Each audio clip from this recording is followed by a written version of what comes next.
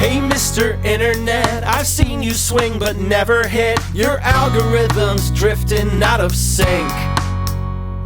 For all the shit you recommend, the grifts and ads that never end, I have to give you credit for one thing.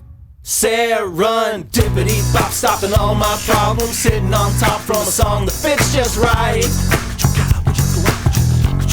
Serendipity bop, stopping all my problems, lottery odds on a flawless lucky find.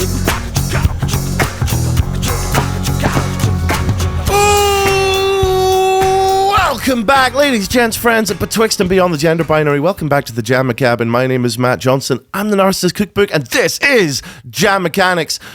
With me also, I'm Bug as an afterthought. It's not an afterthought when I'm just trying to cram in I as much information as I can into one breath. I felt so forgotten. My name is Bug. I'm in a band called Bug Hunter. This is Matt from the Narcissist Cookbook. This is a podcast called Jam Mechanics.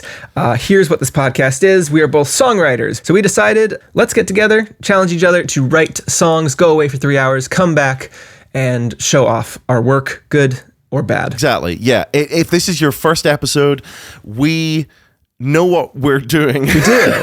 Here's the thing about Jam Mechanics is when we started Jam Mechanics, I was like, okay, let's see if I can write a song in like a couple hours and like show it off and maybe it'll be something.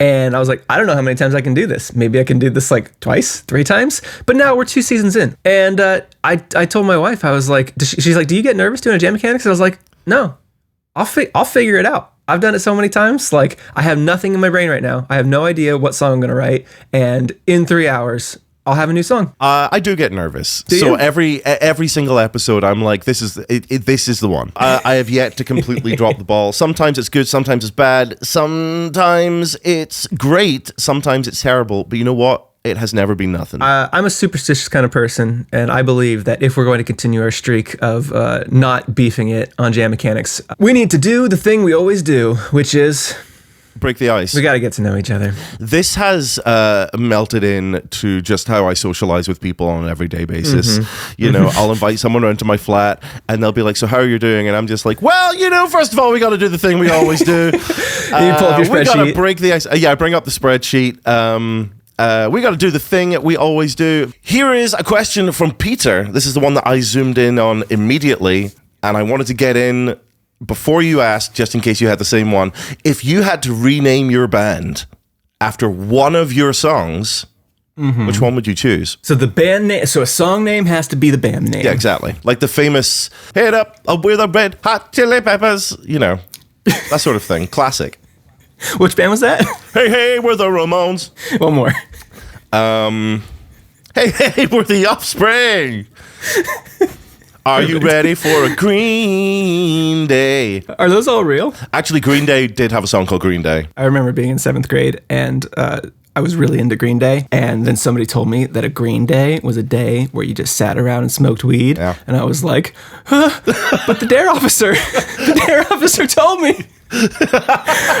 Just run screaming through the high school. To answer your question, if I had to make a song name my band name, there's so few good ones. I feel like there's not, I'm like going through in my head, Boogie Pete is the only, if I were to just start going by Boogie Pete. That's like a full act change. You know, that's changing everything about your act. I guess Buggy Pete is something. No, it's not. But people could call me Bug for short. This Bug is short for Boogie Pete. So what you're doing right now is the question is, hey, if you had to change the status quo, and you're like, I do it by changing as little about the status quo as I had to. Yes, exactly. What would you do? What would you? Receiver of Wreck, I thought is pretty good. But I think Not Entirely Alone is pretty good. It's not bad. Considering I'm a solo artist. I have a question for you. Okay, hit me. I'm feeling From icy. Tess. Tell us about the greatest con you've ever seen. Are you someone who pulls long cons on people? I have pulled a con. Have I told this story on Jam Mechanics before? I don't think I have. I have pulled a con that I think was maybe my favorite thing I've ever done as a human being, and it was a genuine con. It was stopped just short of a heist. You ruined their life. I really did. They did not recover, and in fact their offices did shut down shortly after. I was living in a rented apartment. About a year before I moved out, I decided to make some soup at 3 a.m. So I got out my pot, filled it with soup, and then I was like, I live alone, why would I put this in a bowl? What is there to be gained from putting this in a bowl? So I took the pot off the stove, straight off the stove, went into with a spoon, went straight into my bedroom and was like, there's a reason people use bowls. This is hard to hold. So I put it down on the carpet and immediately burn a fucking hole in the carpet. Like burn the biggest, most right in the middle of the room as you walk in through the door, just a big black hole in the carpet. And I'm like, oh man, they're gonna, when I move out of here, they're gonna take my deposit away, and I don't want to think about this. I put it out in my head. Then I start to think about moving out, and I'm like, how are they're gonna take my deposit away? So I concoct a plan. I Ocean's 11 on my own. It's like it's split screens, but it's just me in every screen. I remember that when I moved in, they gave me the flat itinerary, the flat inventory, and they were like, it had pictures of everything, so that they could, but they were like, please remember to give this back because this is the only copy that we have. And my brain filed that away in my brain. Fatal mistake. So I went to borrow it from them, and they said, okay, but do remember to give it back. This is the only one we've got. And I'm like, of course I'm going to give it back. I went and got a really soft pencil, like from the stationery store, and I drew a little hole in the carpet on the inventory, on the photograph on the inventory, and then I smudged it a little bit, so it looked so convincing. It was like 70% convincing. I give it back and I'm like, oh, okay, that's good. That's a good heist, but we need the twist. And so what I did was I invited them round to look at the apartment after the sun had gone past my window in that room. So there wasn't going to be any natural light. My God.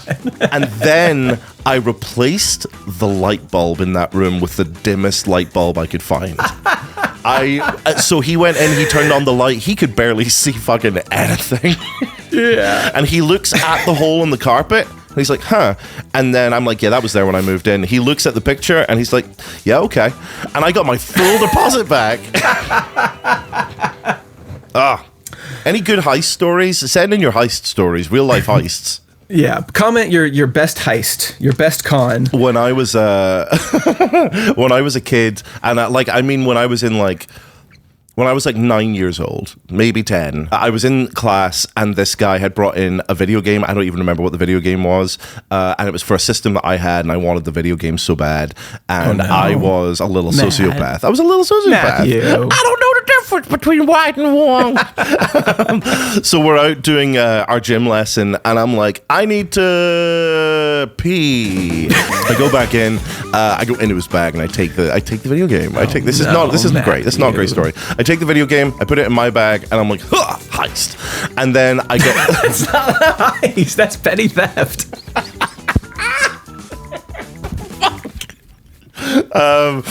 And then I get so freaked out about it that on the walk home, I take the video game and I just throw it on top of a building like the pizza in Breaking Bad. Janice McManus, what are you doing? I don't like, I could just go into school early the next day and I could just be like, hey, I found this. You could have put it back. No, I threw it on top of that building. As far as I know, it's still there. Still there. 30 years later, God. it's still there.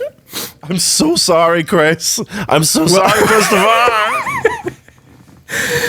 So welcome to the first Jam Mechanics ARG. It's a real life scavenger hunt where if you can find the 30-year-old video game on top of a roof on the Isle of Arran. Oh my God. I think it was a game called A Boy and His Blob, I think. Anyway, the way this works is we get a prompt. In the past, we have set each other prompts. We have brought people in to do prompts. But in this season, we cornered.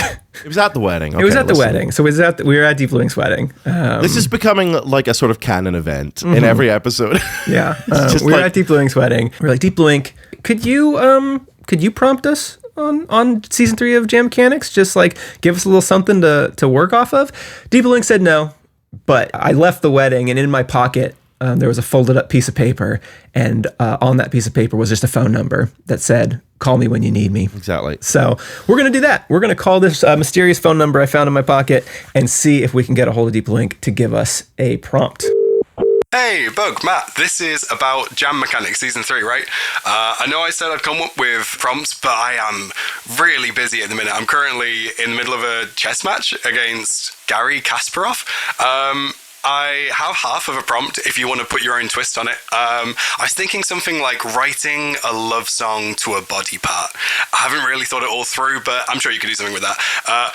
F7, don't you fucking dare!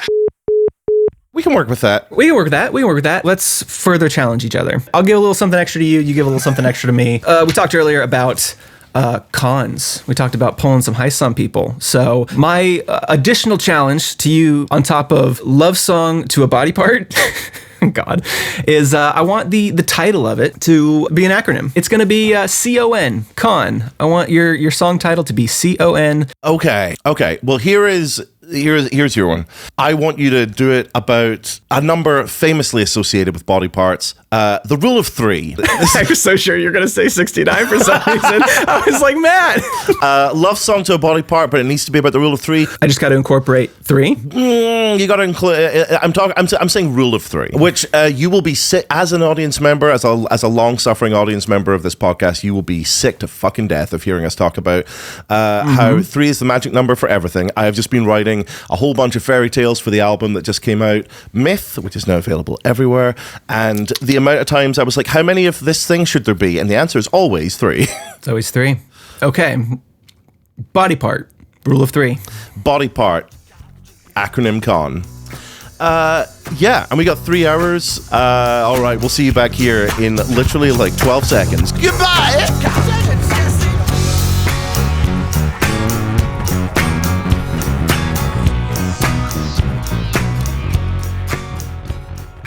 And we are back. Woo! Welcome back to Jam Cabin. Matt, how was your jam mechanics? I've sort of got the same rhythm that I have. The first hour is me going, ah! And then it ends with me having a rough idea. The second hour is me sort of sitting down, writing out some lyrics, writing out a structure, and then the last hour is me recording. I felt pretty good about this. As soon as I picked up the guitar, I was like, this song's going to be miserable.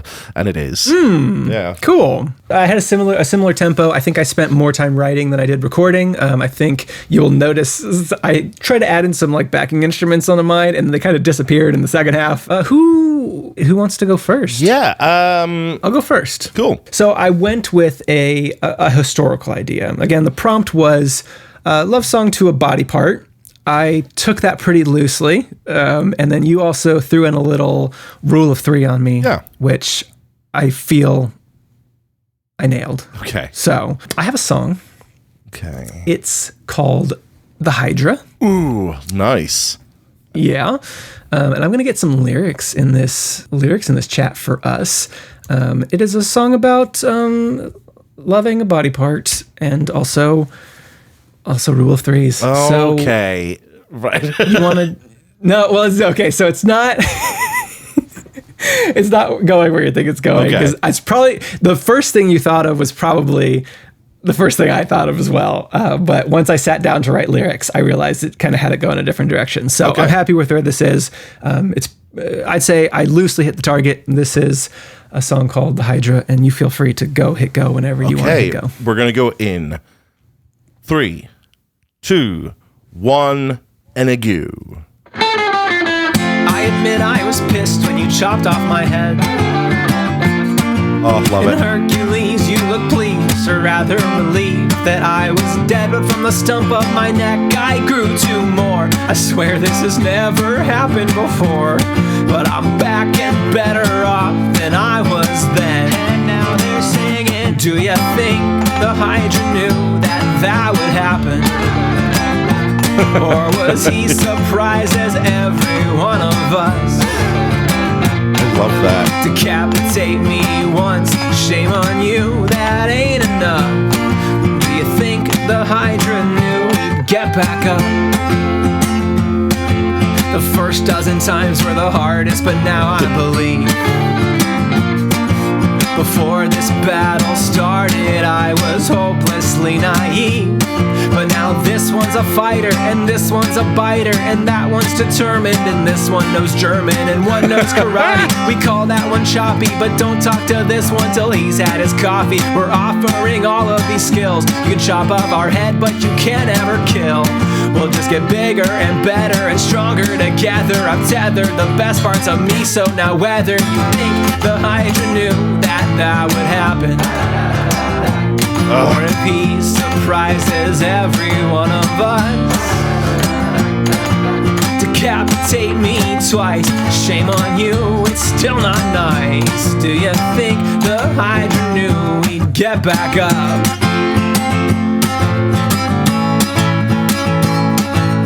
Guitar solo. And now Hercules is screaming, this is not how this one goes.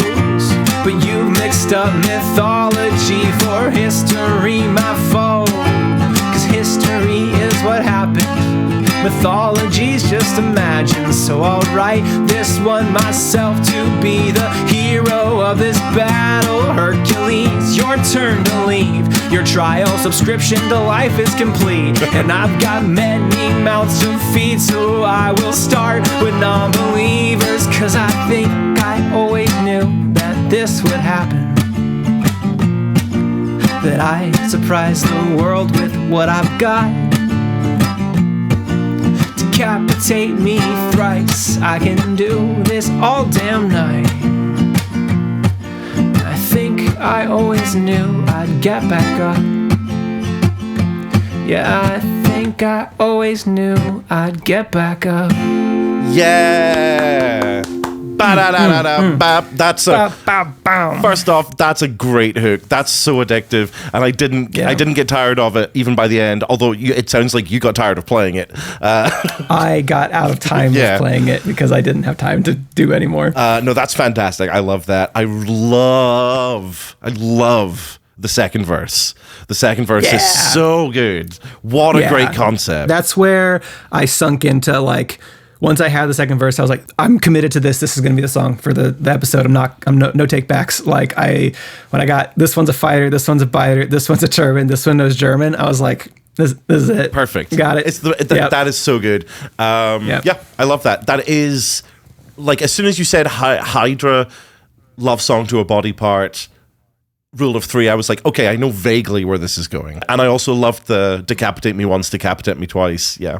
Yes, I got your threes in there. I loved, decapitate me once, shame on you, that ain't enough. Felt great. I was like, cool. I got a good idea for the chorus. I think my initial idea was it was going to be about the Hydra getting his head chopped off, blah, blah, blah. And then another head grew, and then he got a crush on it and was all like shy and was like too nervous to like talk to his like, oh, it's a girl head. But then I was like, I don't feel like there's anywhere to go with this. This is weird. And so I turned it into more of a self-love kind of song about you get knocked down, but you get up again. You're never going to keep me down. Mm-hmm. It's just like the things, the skills that you learn by going through trials and tribulations. Sometimes you get your head knocked off and then you get back up and then you have a new skill that you can use to eat Hercules. I mean, I also think it just functions as a straightforward kind of riff on the Hydra story. That's what I made the bridge. I was like, I didn't execute this exactly how I wanted to. I think every time I sang the bridge, the melody would change because I just like couldn't figure out what it is. But I really liked the idea of, it's now Hercules is screaming, this is not how this one goes, but you've mixed up mythology for history, my foe. I really wanted to get the idea of like, this is a fake story, so I'm allowed to write my own ending of it and become the hero of it if I want to. And, what was I doing to you, Hercules? And then I made a stupid pun about how killing the Hydra was one of Hercules' 12 trials, and I said that your trial subscription of life is complete, and that was a stupid joke that I wanted to call out because I didn't think anyone was going to get it because it was too subtle. Look at my joke, everybody. Okay, right. Listen, if you're in the chat, if you're in the Discord, you gotta be honest. Do not go, yeah, I got it. Like, be fully honest with yourself and with us if you got that joke without it having to be explained to you. Yeah, no, I love this, and I feel like I'm underselling the song by saying that, like, what I am most convinced by, besides that second verse, is the like that's such a good little like underhook, which isn't a term, but that's what I'm gonna call it. No, I like that a lot. Yeah, I just found myself screaming that every time I'd get to a break in the chorus. And then I was like, well, I guess I'll figure out what that is on guitar. And then I'll also, what I wanted to do was kind of create the feeling that there was a bigger chorus of people singing the like the heads. And so the first one's just one, the second one's two, and then after I described how there's, the one who knows karate, we call him Choppy, but don't talk to this one till he's had his coffee. Then I wanted there to be like, I did it like 20 times, and that's literally as you were like messaging me being like, okay, like I'm ready to go, I'm in my microphone just going over and over again as it looped, just trying to get all of those chorus done. This one, more than a lot of the songs that you bring to Jam Mechanics, I'm like, this one I think needs to be fleshed out to really sell itself, but I also think that I'd love to hear it properly fleshed out. There's a lot of Play-Doh shaping that needs to kind of happen with a lot of this stuff, but I feel like the core components of like, this is a song that has a beginning, middle, and end. It has a little bit of a hook. It has a chorus. It has a good idea for the second verse in a way that I could have listed all the different attributes of Hydra heads for another like 8 stanzas and just made that the rest of my day, but I figured I had to move on. And as a hook for a first line, I admit I was pissed when you chopped off my head is a pretty compelling hook. Yeah, it's important to come in swinging, so to speak. I originally wrote the chorus being the first thing, and then having that be the first verse, and I was like, you know what? I think a better first line is about having your head chopped off. So for my song, I do want to say that I dropped the ball on the CON acronym. I came up with something, but it's contrived, and it is because there is not a single part of the fucking brain that starts with an N, and I don't know why. Like I wanted to. This is I'm gonna let the song play, and then I'll talk about it afterwards. Okay. So do you want me to say what the song's? You want the song's name? Oh yeah. We're not because it's so contrived. I'll just tell you what the title is. The title is Cingulate Occipital Nervousness. I mean, hey, brain, nerves, brain. You're all there. Yeah. I'm with you. Occipital, eyes. We're all. No, I know. So this is. I think this is like a sister song to a song that I wrote a while ago for This Is How We Get Better, called Dragon. I think this is a very similar subject matter. So let's jump in if you want to count me down. All right. We are going to hit play on this con, the Cingulate Occipital Nervousness, in 3, 2, 1, go. I know you, my oldest friend. Before we learned how to talk, there we were, lying there, hand in hand.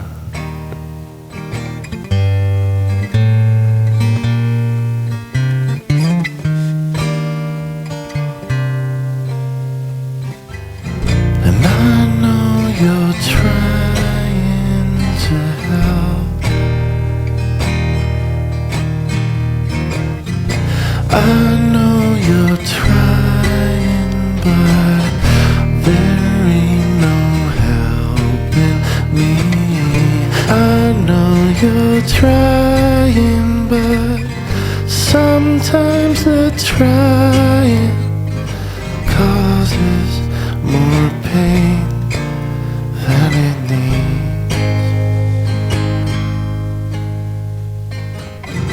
I know this, we've done this a million times. It was our first party trick.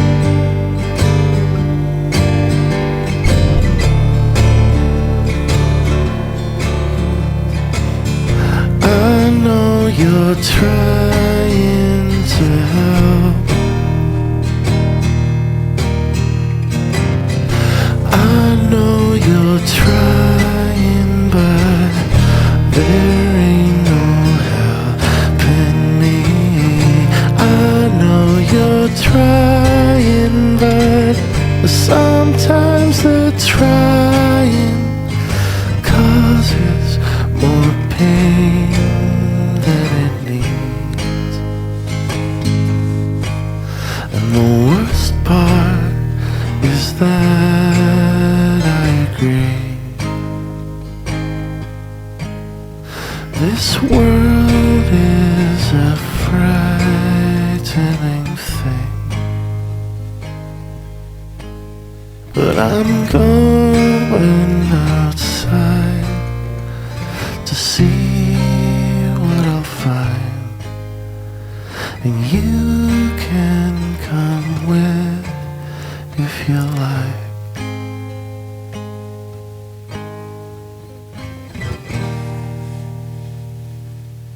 Oh, meow. Yeah, misery guts. Did I ever tell you that the original name for the Narcissist Cookbook before I settled on the Narcissist Cookbook was Misery Guts? Was it? Yeah. So yeah, like that is, I like the melody. I like the concept, even if it's a concept that I visited before. And the vibe isn't necessarily one I chose. It's just sort of where I went. Is it to your brain? It's to specifically the amygdala, which is responsible for fear, and to the cingulate, which is responsible for physical pain and emotional pain. Yes. Nailed it. The occipital lobe is also there in the brain. It is responsible for the things that you see, and I guess I'm seeing things as well. I know you're trying, but sometimes the trying just causes more pain than it needs. Yeah. That resonates. That line is, from a songwriting perspective, that's interesting because I know that doesn't make grammatical sense. And something that I tend to get twisted up in my head is if I write a line that sounds right, but doesn't exactly make sense in a grammatical sense, and I will tie myself up. And I'm trying these days to just be like, you know what? If it sounds right, it's probably right.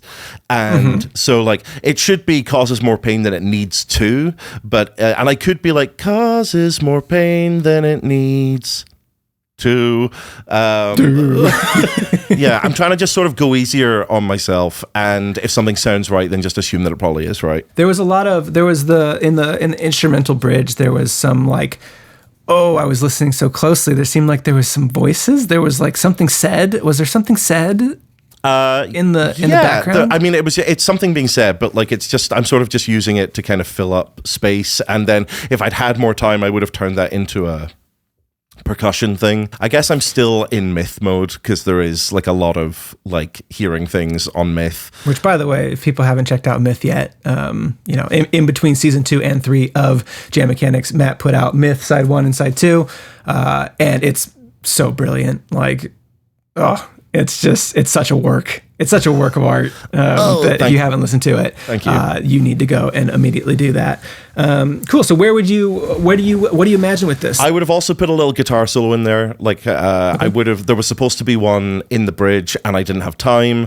I would clean up the bass. I'd clean up everything. I'd probably redo the whole thing from front to back, change the chords, the melody, the lyrics.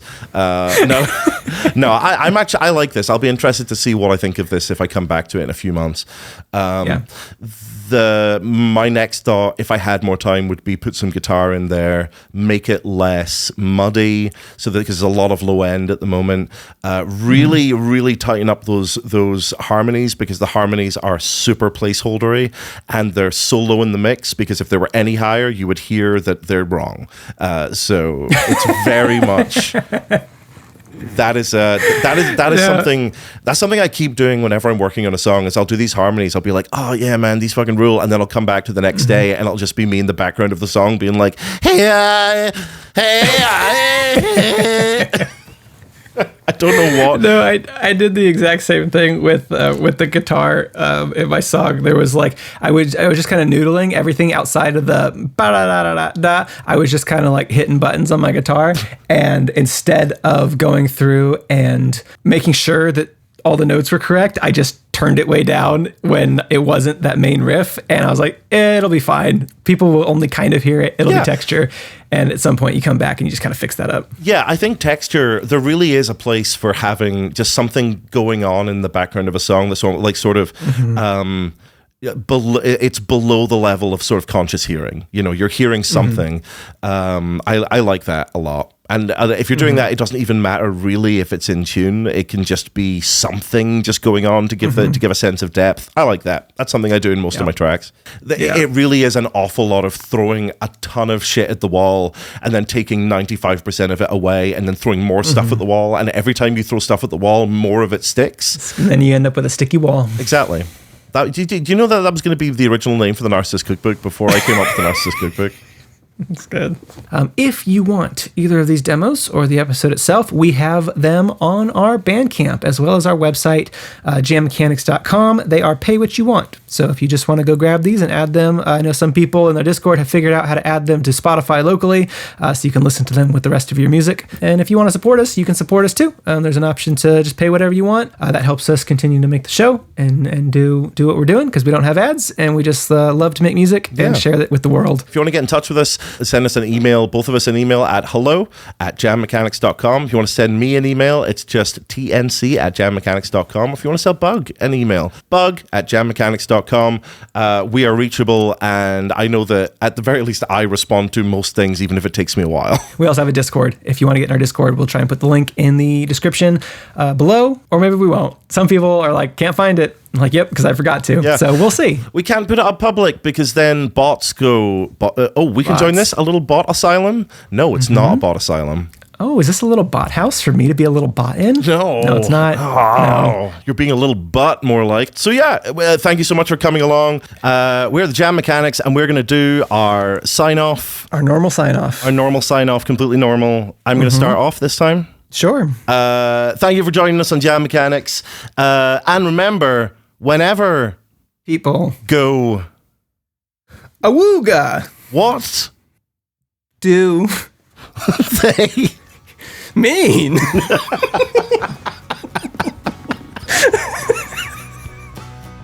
Thank you for coming to Jam Mechanics. I'm Bug for Bug Country. This is Matt from the Narcissist Cookbook. And remember, when people go awooga, what do they mean?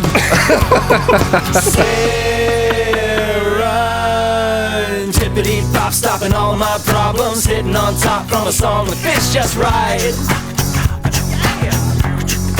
Serendipity pop, stopping all my problems, a right place, right song, right on, right time.